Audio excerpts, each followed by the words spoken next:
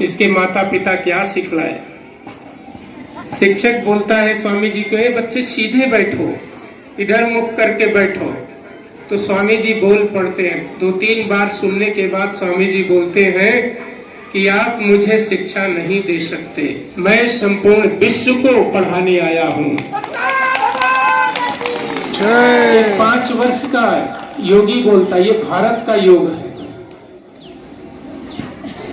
बहुत प्रयास करने के बाद, बारंबार स्कूल भेजने के बाद भी जब सदगुरुदेव के संकेत को लोग नहीं समझ पा रहे थे, तो स्वामी जी अपने घर के पीछे जाकर सरे एकांत में अपने हाथ से गुफा खोदते हैं। 5 वर्ष का बालक गुफा खोदना शुरू करता है।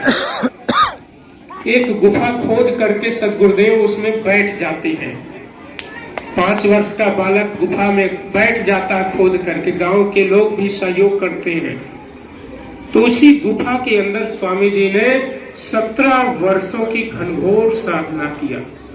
5 वर्ष की उम्र से साधना उनकी प्रारंभ हुई, तपस्या उनकी प्रारंभ हुई, और संपूर्ण ब्रह्मांड के दिव्य विज्ञानों को अपने हृदय में धारण करके एक स्वरवेद जैसा जिसका पाठ हो रहा था, यह मौलिक सदग्रंथ एक छत के नीचे बैठने का सामर्थ्य अपने अंदर उत्पन्न करेंगे। वह ज्ञान ही कैसा ज्ञान जो सभी को गले ना लगा सके, है ना।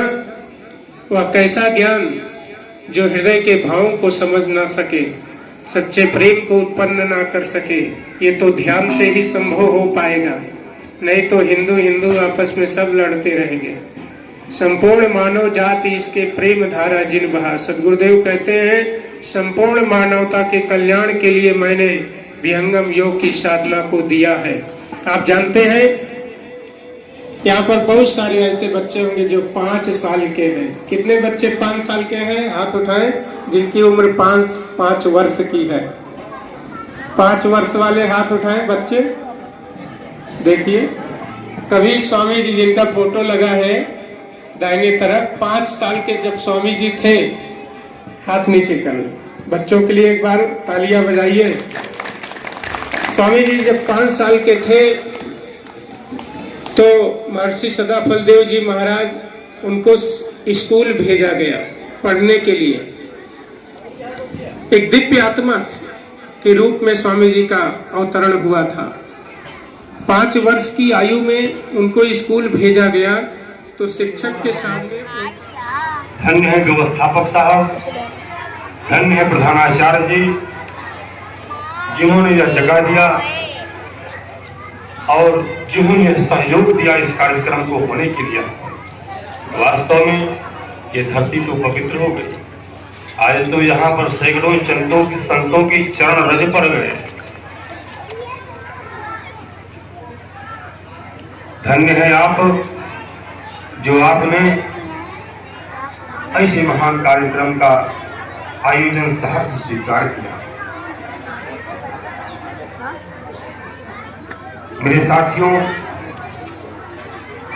शिक्षकगण तथा शिक्षार्थी, इंटरमीडिएट की क्लास में पुस्तक होती थी जिसका नाम था गद्य गरिमा, हिंदी की पुस्तक। उस पुस्तक के 5वें चैप्टर में जो शीर्षक है वो है शिक्षा का उद्देश्य, जिसके लेखक हैं डॉक्टर संपूर्णानंद। उसे आप सबको पढ़ना चाहिए और देखना चाहिए, समझना चाहिए कि डॉक्टर संपूर्णानंद जी ने क्या शिक्षा का उद्देश्य बताया। उन्होंने बताया है